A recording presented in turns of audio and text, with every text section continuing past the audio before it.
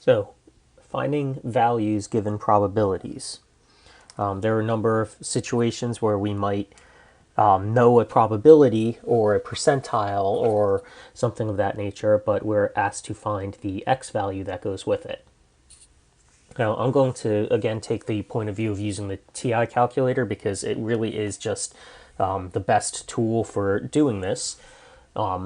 That being said, there is a very unique kind of thing to this that whether you're using the calculator or Excel, it's always based off of probability or area from the left. So we're going to start with a simple example, one actually that I had gone through in the spreadsheet. I'm sorry, in the slideshow. We're going to do the test scores, excuse me. The test scores, which are normally distributed with a mean of 63 and a standard deviation of 5. So that puts 63 right in the middle. Now I'm not gonna bother labeling the tick marks just yet because we don't know exactly where this is going to end up. What we do know is that we're looking for the 80th percentile. The 80th percentile means that 80% of the data is below that point.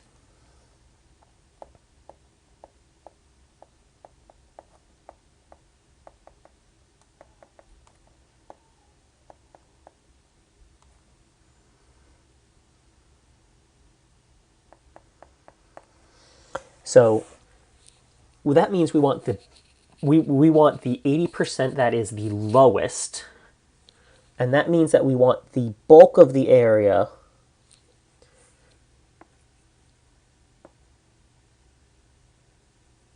off to the left, 80% of the area.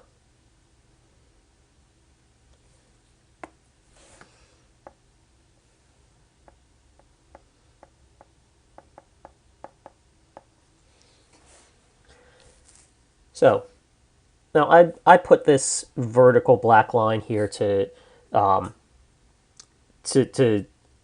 separate the region to the left we want from the region to the right that we're not concerned with here. I place that actually based on the fact that I actually sort of know where it's going to go already. Don't worry about where it is as far as where it crosses the x-axis because it's an approximation. You can always go back and adjust your picture later if you need to. So what we're looking for here then is the area to the left. So on the calculator, the command is the inverse norm command. And the syntax for it is first the area to the left, always to the left, and then the mean and standard deviation. The inverse norm command is found in the same menu as the normal CDF command. It's actually just underneath it. So we simply do inverse norm 0.80, 63, and 5.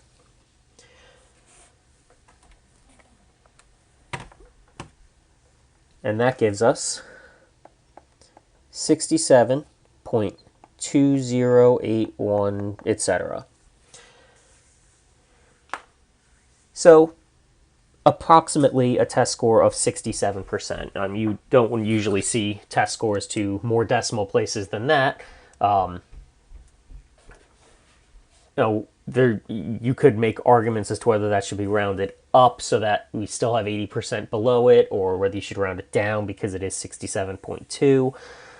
It doesn't have to be an actual data value, so we'll round it off to one decimal place here, and we'll say that 80% of the test scores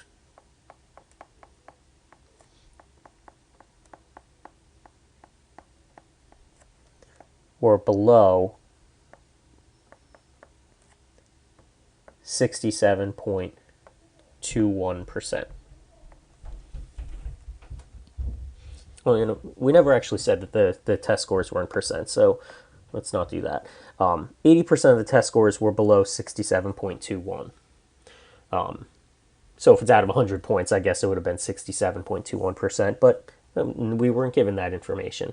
Test could have been out of 80 points. It could have been out of 90 points. We don't actually know. So let's just give the numerical amount. So it seems very simple and very straightforward, and in many cases it is, specifically when we're talking about area to the left. Now, that being said, I do want to go back in here and label the other tick marks.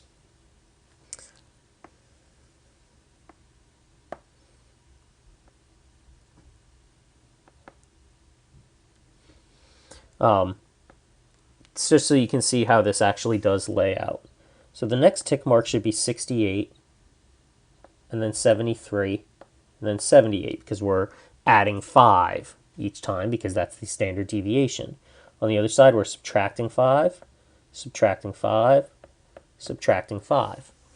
So 67.21, yeah, this seems like it's in about the right spot.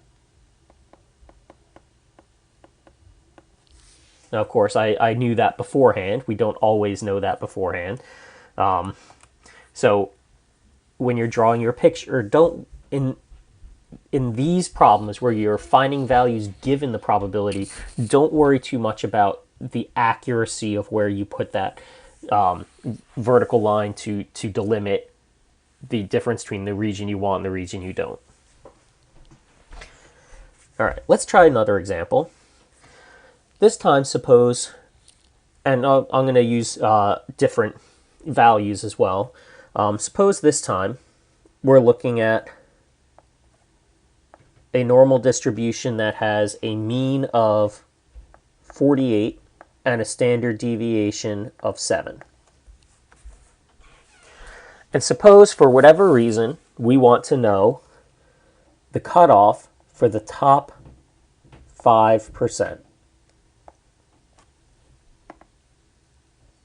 Excuse me. We want to cut off for the top 5%.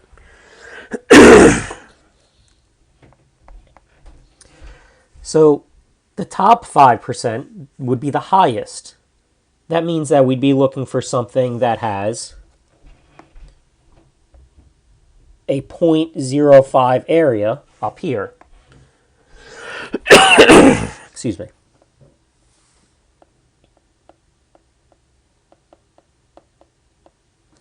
Now, we actually have a couple of different ways we can go about this. But we can't do it directly because, again, the inverse normal command only gives the area out here to the left. It does not give the area to the right. But if we're a little bit creative and clever, we can make this work. So we have two options. We can either use the complement rule,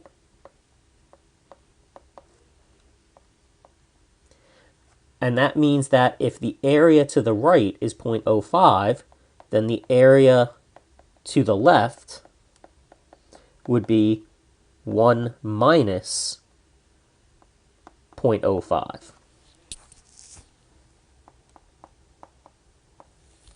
So that would be an option, that we could find the area to the left and then use that for the inverse normal command.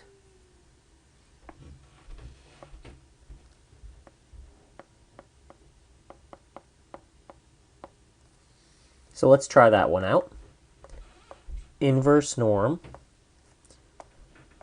0.95, comma 48, comma 7. Again, it has to be the area to the left. It will not work with anything else.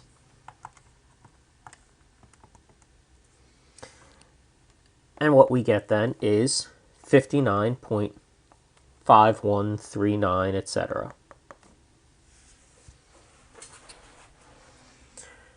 Well, just again, laying this out here, if we actually come out here and label the tick marks, we add the standard deviation, so we add 7, and that brings us to 55. We add 7 again, and that would bring us to 62. and add 7 again, and that brings us to 69. So 59 seems pretty reasonable, again, considering where I drew it. And again, keep in mind, I sort of know where this is going beforehand, so I'm going to draw it in a pretty appropriate place. Now, that's one way to do it. Another way to do it would be to use the symmetry of the normal curve. We are very fortunate that it is a symmetric distribution. So there is a matching region over here to the left,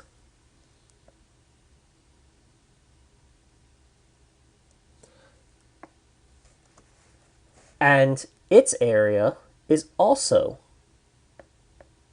0.5, or 0.05 rather.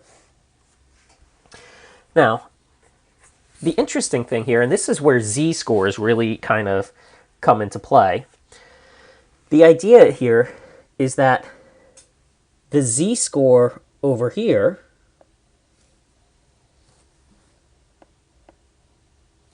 and the z-score over here are actually the same value, just one's positive and one's negative. Now, as far as x values go, obviously they're not going to be the same x value, but the point is that there is this very particular symmetry here. So we are looking at whichever side we're on, we're looking at a z-score that is the same amount of distance from the mean, just one's on the right and one's on the left.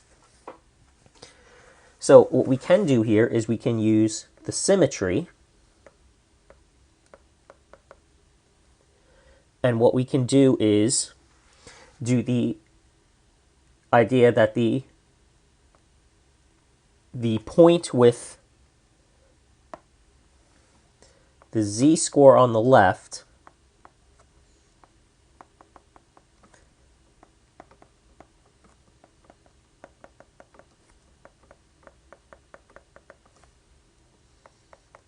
is the opposite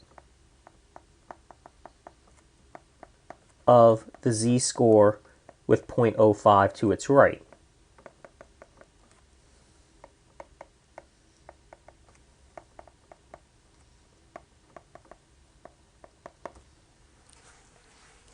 Now, we don't have to find the z-scores. We're fortunate enough that the calculator command can take us directly to the x value.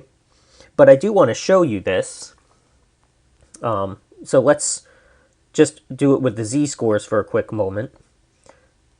So that you can see it actually is the same z-score, just one positive and one negative. So let's do the one on the left, 0.05 to the left, and this time we're going to do it with the standard normal distribution parameters.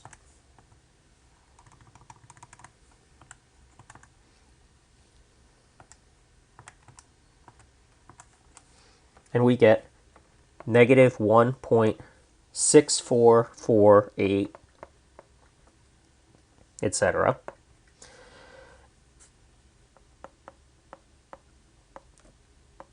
Now, to get the other one, again, we're going to do like what we did up here with the 0.95 to the left. This time, however, we're going to do the z-score for it, so we're going to use the parameters for the standard normal distribution. And sure enough, we get the exact same z-score, just positive this time because we're dealing with a z-score that is to the right or above the mean. So this here is just to show you that the symmetry is working as intended. We wouldn't actually have to do that to solve the problem.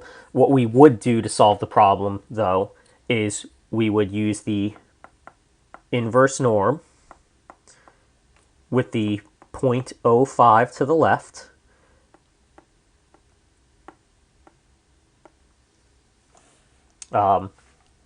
excuse me, that's not going to help us, because that's not going to give us any kind of symmetry there. The idea is that if we use the symmetry, we then have to convert that z-score back into an x value.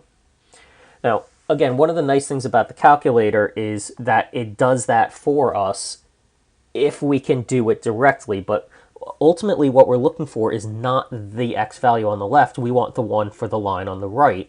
So we can use z-scores, and that works just fine, but we need to convert that back into an x value. So the point in doing these two inverse norms here was to illustrate that the z-score is the same either way, just one positive and one negative. So we can find the z-score on the left and therefore know what the z-score is on the right. And then we can convert it back into an x value. So the formula for z-scores is x minus the mean over the standard deviation. So now we know the z-score, and it's going to be difficult to use to do the calculation with all of those decimal places. So we can round it off and make it 1.65 or 1.64 rather. So 1.64 is equal to the x value we want minus the mean of 48 over the standard deviation of 7. And it's just a matter then of solving that. We can multiply both sides by 7.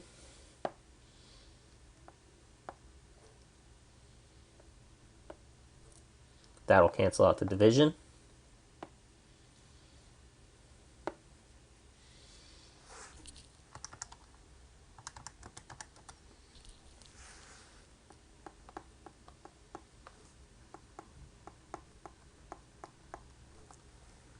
And then we can add 48 to both sides.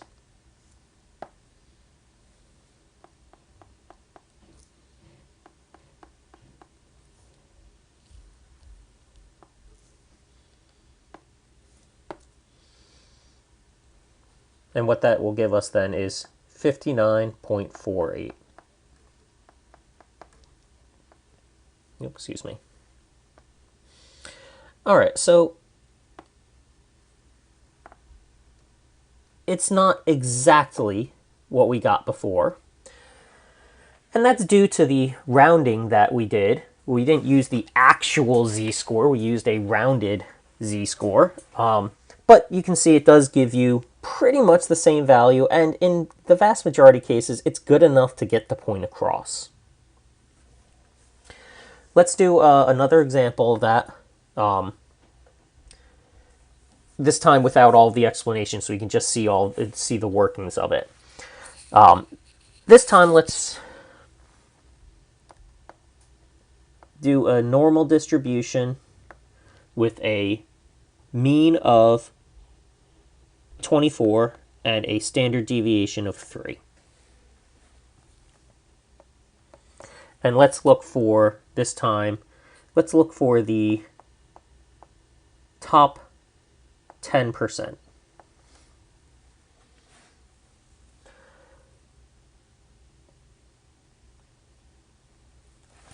So again, we're looking for this region to the left, or to the right rather, that has an area of 0.10. So again, we have the complement, which I gotta say is probably just nicer in most cases. It tends to be very nice and very simple in this case. Had a lot less explanation certainly than the symmetry idea, but the symmetry is going to be useful, so don't discount that right away. The idea for the complement, of course, is that to get the area to the left, we do 1 minus the area to the right.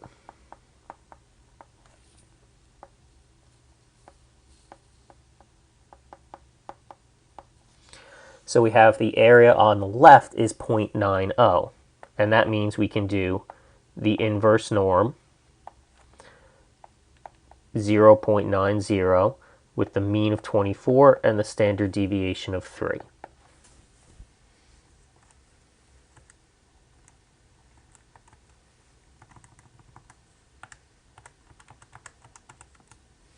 And that gives us 27.8446, etc. Now, the other option is to use symmetry.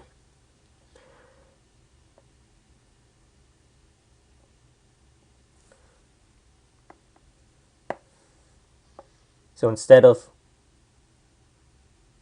finding the x value directly for the thing that we want on the right over there, we're going to work with z-scores.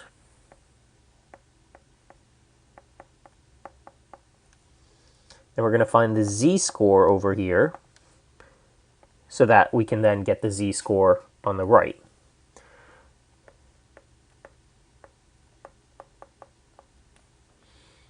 So to use symmetry, we're going to start with the inverse norm of 0.10. And again, we're doing z-scores, so we want the standard normal distribution parameters.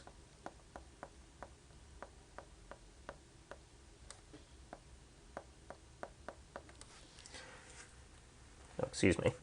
We want the standard normal distribution parameters. So throw that in the calculator.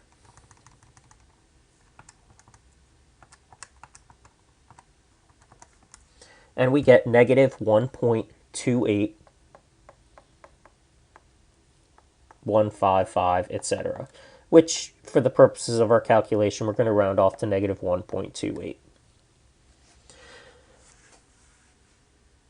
Now, what that means is that the z-score we actually want is positive 1.28. So if this one on this side is negative 1.28, the one on this side is positive 1.28.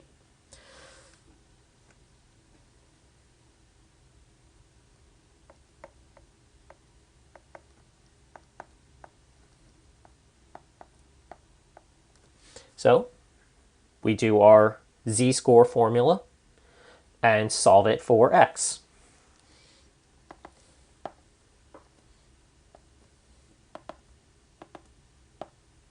Sorry, this is being very temperamental today.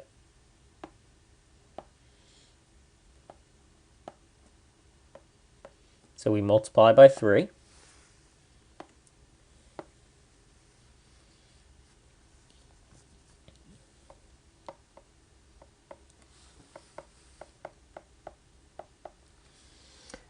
We get 3.84 is equal to x minus 24. And then we add 24 to both sides.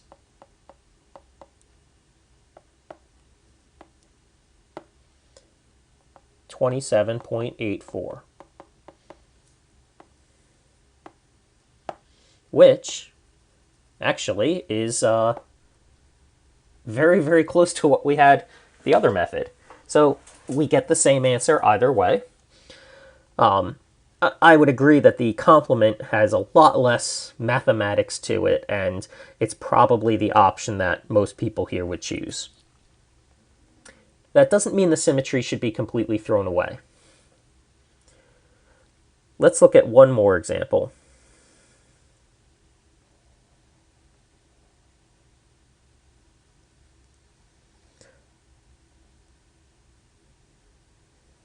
This time,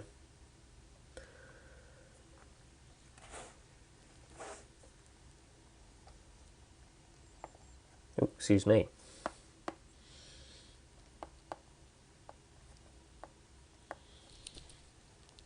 Let's do a normal distribution with a mean of 75 and a standard deviation of 10. This time, I'm going to ask for something a little different. I'm going to ask for the range of values for the middle 50%.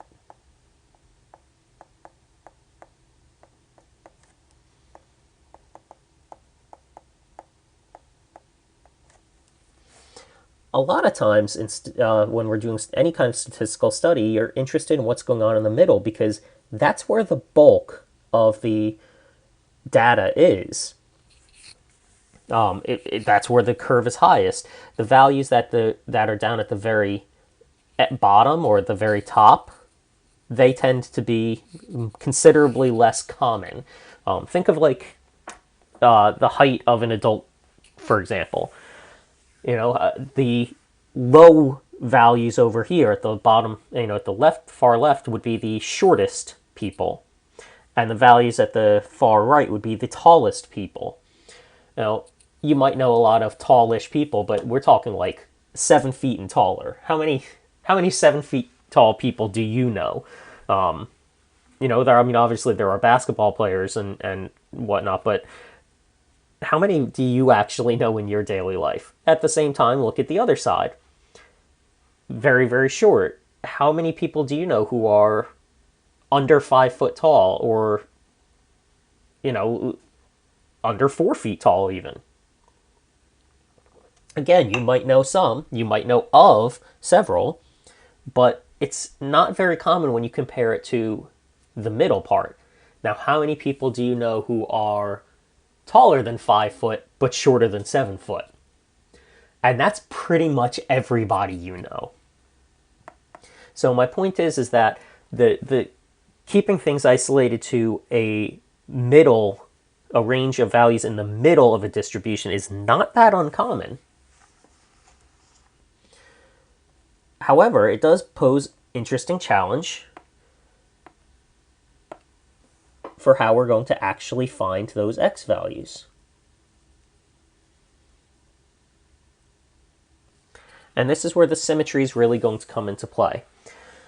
Because if it is the middle 50%, then what we do know is that the z-score on the left and the z-score on the right are the same based off of symmetry.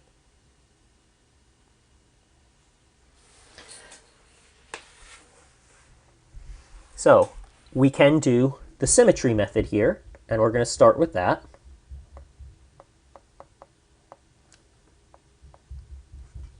Now, we do need to know the areas. So the area in the middle is 0.50, 50%. What that means is that the area in each tail has got to be the other 25% and other 25%. Again, everything's got to be symmetric. And all the areas have to add up to 1. So if 50% in the middle, then between the left and right sides, we've got the other 50%. Split between them is 25%. So what we can do here is the inverse norm of 0.25. And again, we're working with z-scores, so 0 and 1 for the standard normal distribution.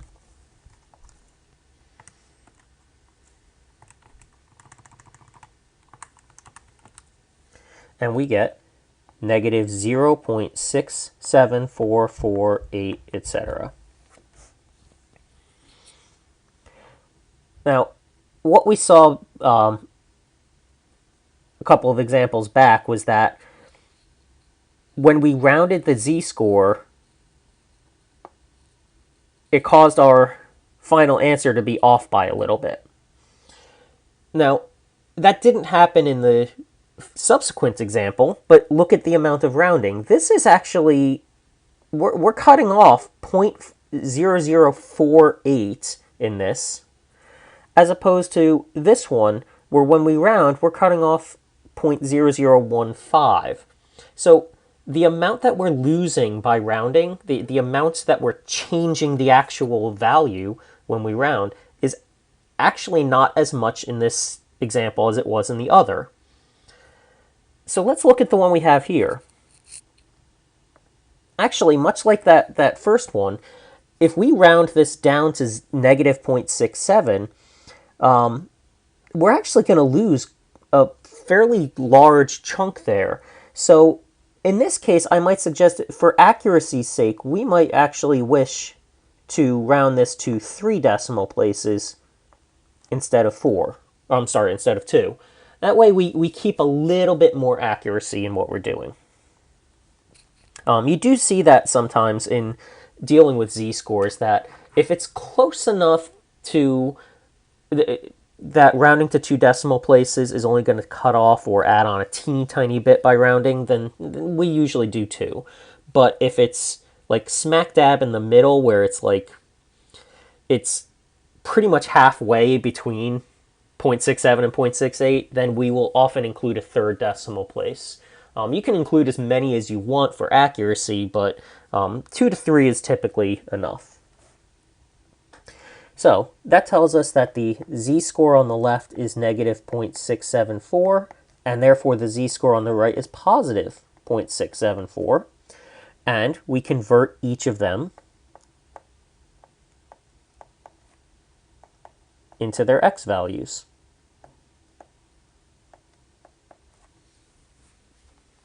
Now the good news is that at least at the first step, they work out pretty much the same, because whether it's positive or negative, the first step of solving this is to multiply both sides by 10. So in that way, they actually give us the same value. Negative 6.74 is equal to x minus 75, and for this one, positive 6.74 equals x minus 75. So at least at that step, they're pretty much the same. And then we add 75 to both sides. And this is where they will turn out a little bit differently.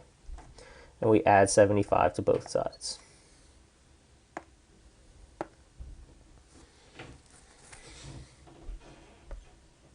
So here we get 68.26, and here we get 81.74.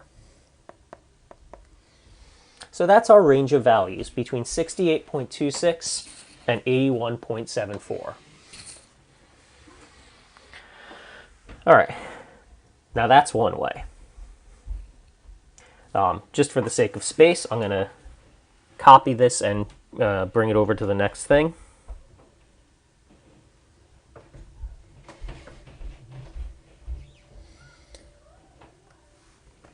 So we are again working with a normal distribution with a mean of 75 and a standard deviation of 10.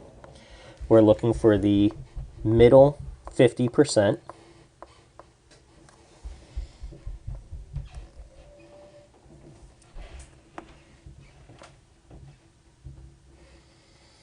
Now, if, again, we're creative, we can actually find the x values directly, but we gotta be creative. And it has to do with understanding the areas. So as we said, 50% in the middle, which means each tail is 25%.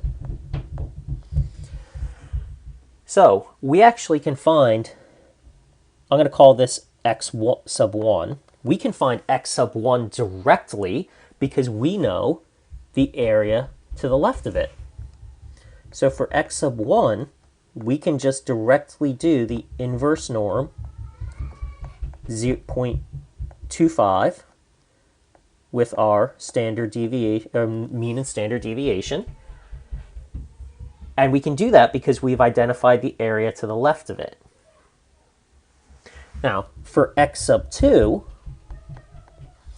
we need the area to the left of that. And the thing to realize here is that the area to the left of x sub 2 includes both of these. Not just the 0.5 that's in the middle, but also that 0.25 that's off to the far left. So for x sub 2, the total area to the left is actually 0.75. Oh, excuse me. So again, if you are careful in this, and this one way might seem to have a lot less writing and a lot less math, which again, like the complement rule for the for prior examples, is kind of appealing, but it has the conceptual aspect of you really have to be able to identify the areas of each separate region, and you have to make sure you're using the right area, particularly for this one, where you have to realize that you need to combine those two areas. Nothing in this problem suggests that 0.75 is anything you'd want to use directly. It's not an obvious number. You have to kind of construct it. Same with the 0.25. You have to find that in your knowledge of the normal distribution. But if we do this, it should work just fine. So we'll start with x sub 1, the inverse norm of 0.25, 75, 10, and that gives us 68.255, etc. We can round that to 68.26. And for the other one, the inverse norm of 0.75, 75, 10 gives us 81.744, which we can round to 81.74.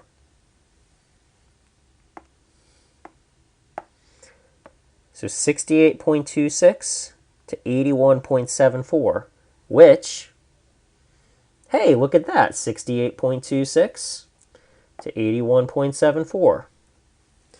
So again, whichever way you do it, they're both correct.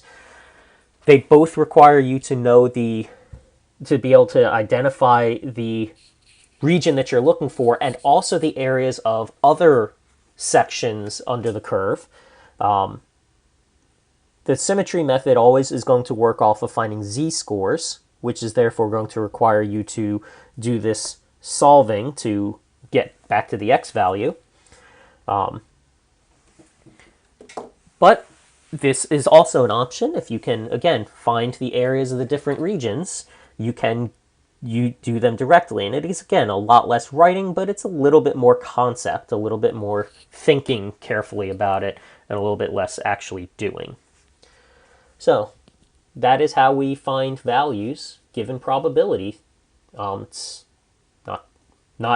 certainly not as simple as just finding the probabilities given the values, but it's not terribly complicated either.